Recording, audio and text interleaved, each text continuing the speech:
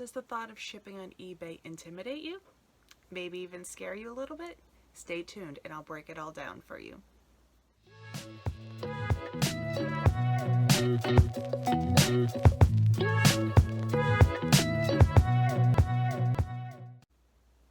Hello and welcome back to my channel. My name is Mrs. Frugal Trash to Cash, otherwise known as Julie. Today I'm going to do a video discussing what everybody messages me about continuously. How do you ship on eBay?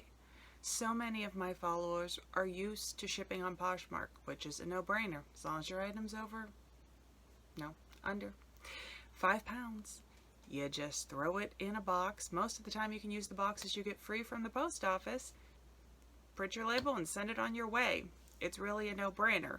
But eBay is different. You have to actually calculate the size and the weight of your item before you ship it. And honestly, you need to do that before you list it to make sure you're not undercharging the buyer and essentially making yourself lose money, which none of us want to do.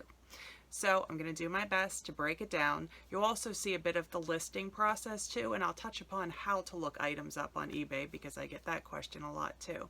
So hopefully by the end of this video, you'll all be comfortable to start listing your items on eBay. So first, I'll touch upon the 3 ways that you can look items up. The first is to describe it. You can just do your best to use keywords, type it into the search box on eBay, describing your item, saying what the brand name is, color, what it looks like, etc. And most of the time it will bring up similar items or the exact items. A second way you can do it is if your item has a barcode, which is why I'm using this deodorant as an example. You can scan it using the eBay app and then it will bring up like items. And the third way you can look items up is Google Lens. Google Lens is just an app, if you're unfamiliar, that you put on your phone, and it lets you take a picture of the item and then it searches the internet for that item. Then if you can find it listed on eBay already, you can just click it and hit sell similar from that listing, and it just makes the process so much easier. So I'm going to show you how to do all 3 of those methods. So the first method of looking something up, as I said, is describing it. So here is our flocked buffalo bison bank. So I'm just going to go into eBay, and at the top where it says search for anything, I'm going to type in, sorry I'm doing this one-handed, buffalo bison flocked, because that's what that's called, that fuzziness, flocked bank, and see what we come up with. There it is exactly. So if you go and click on the item, see this button right here that says sell now? You hit that and it brings you up a listing that already has some of the information, including the title, pre-populated. You can still alter it if you like, but it gives you a great starting point. So that's the first way to look something up. Now the second way to look something up is using Google Lens. So you just go to the Google app, hit this camera, go through and find a picture. There's a picture I took of that Chico's jacket. Click on it, and now it's going to search for the jacket. Here's one listed on Poshmark in a different color, but here is my exact jacket listed on eBay. Click on it. I'm going to hit visit, and it's going to take me over to that exact listing in the eBay app. Scroll all the way down until I find it, the sell one like this button, and then I have my pre-populated listing already. And then the last way to look something up is using a barcode. So in the eBay app, go to the bottom, hit search, go to the top and hit this camera icon, and then I'm just going to hold it over the barcode and look, there it is. That middle listing there is actually mine because this item is already listed, but I wanted to use it as an example. So easily you get to where you want to go to, then you can go to it, once again, hit sell similar, and you have your pre-populated listing. Now on to the fun part. I'm going to show you how to actually list the items. I do all of my listing from my phone. I will consult with the computer. I'll look things up on the computer and hit sell similar. But even when I use the computer, I'll show you that it automatically sends it to the app on my phone also, because they're both synced since it's the exact same eBay account, even though one's on my phone and one's on the computer. You can completely list on the computer. You can completely list on your phone. You can do what I do and kind of volley back between the two. It is completely up to you. But since this is how I do it, I'm going to show you how I'm comfortable doing it. There is no right or wrong way to list. This is just my method. Let's go over all the different shipping services. The first option is USPS Parcel Select Ground. That is the absolute cheapest way you can ship an item that is over 1 pound. That's ground shipping, which means it goes on trucks, doesn't go on airplanes, and it's slower, but it will save your customers the most amount of money. Then there's media mail. You can only use that for like books and like DVDs, VCR tapes. You're not allowed to use it for magazines or video games. And then we have the different FedEx and UPS. I only use those on very large items. Then the expedient service is your priority mail. So this one is just regular straight up priority mail. That means it's calculated by how much your item weighs and the measurement of your item. Then you have all your flat rate options. So this is a flat rate envelope. This is a flat rate medium box. This is a flat rate large box. And this is my personal favorite, the priority mail padded flat rate envelope. That's this envelope here. I use it a lot, especially for heavy clothing and jeans. So I went to my box collection and found a box he would fit in nicely.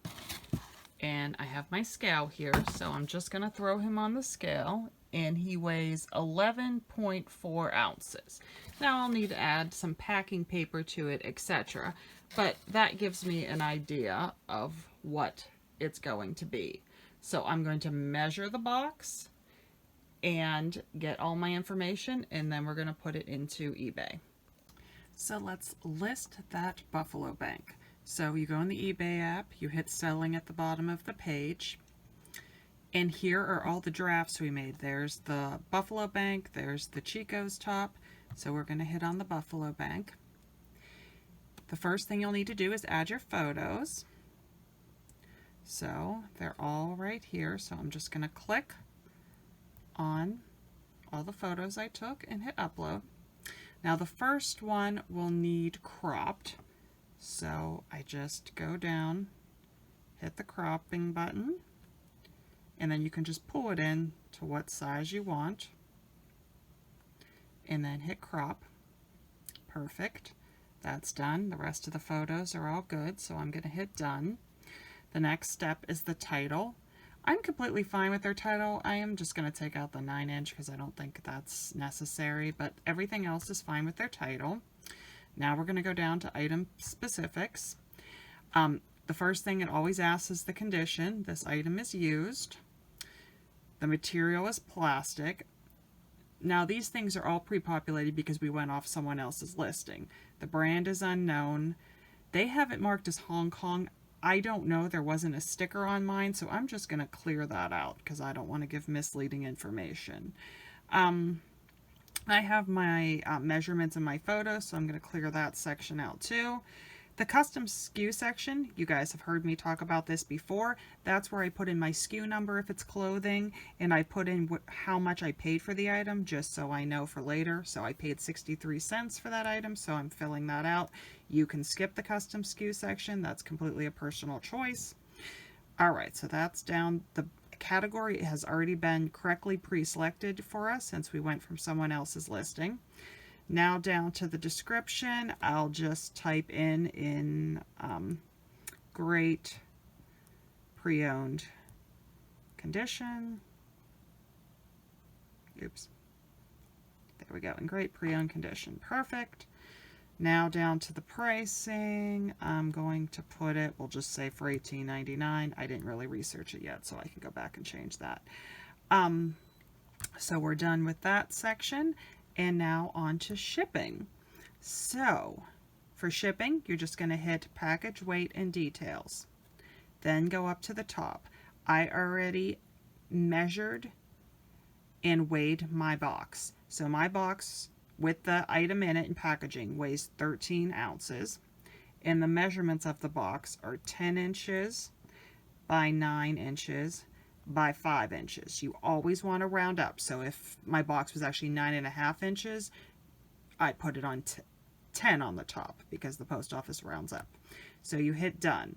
Now it go down to shipping service, and that's going to show you all the different choices there are. Because this item is under 1 pound, it's a no-brainer for us. We are going to send it first class, and it actually already chose that for us, which a lot of times it does. So that's perfect, right choice. This is showing you that the buyer's paying for it. If you wanted to give free shipping for an item, this is where you would go over and change the toggle to free shipping. But I always do buyer pays shipping. So that's in the right section. So we are done. We got our shipping. Now this preference section is just where your policies are. Like it says that I have 2-day handling time, and I always click that I require immediate payment.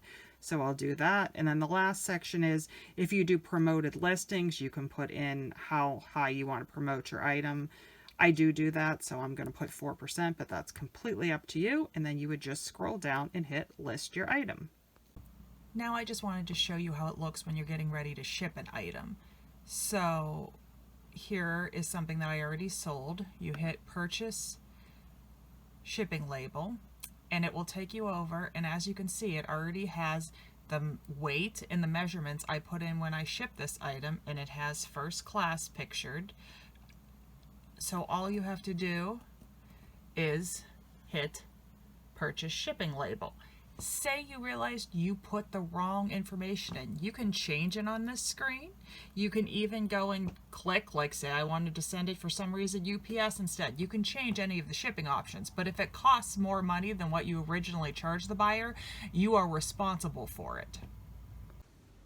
I hope you enjoyed my shipping demonstrations. I hope they were helpful. I did my best to try to explain it, but it's always kind of hard to explain something like that when you're not in person talking to the person. Now I wanted to go over some shipping rules. I'm going to put them up on the screen right there. So rule number 1 is if you're shipping something and it's under a pound, send it first class. That is your cheapest option. Shipping rule number 2 is if it's over a pound, UPS ground will be your cheapest option most of the time. Priority mail will get there faster, but normally it costs more. The exception to this rule is I find if I'm shipping something in my same state or even one of the states surrounding me, priority mail will actually be cheaper than ground shipping. Also, if an item that you're sending is liquid or has lithium batteries, you're not allowed to send it priority mail because that goes in an airplane. It needs to go ground shipping.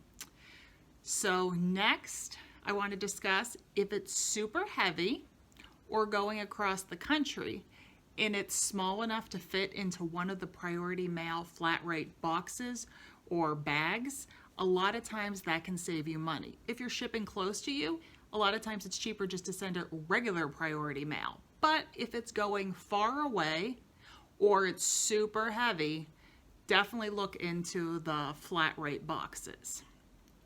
Next is if you're sending an item that is super big, because once you get over a cubic feet, prices really start to skyrocket. Or if it's super heavy, you definitely want to look into using UPS or FedEx. They are great options for super heavy items. Please, if you have any questions that I didn't cover, put it in the comments. I can always do a follow-up video. If you found this video helpful, please leave a comment, subscribe, give it a thumbs up. I would appreciate it greatly. Thank you so much, and I'll see you on the next one. I know, I said I was done, but I thought of something else I wanted to add. You can always change the shipping after the item has been purchased. As long as you're upgrading their shipping, it's fine. You cannot downgrade. You cannot charge someone for priority mail shipping and then send it ground USPS. That's a no-no.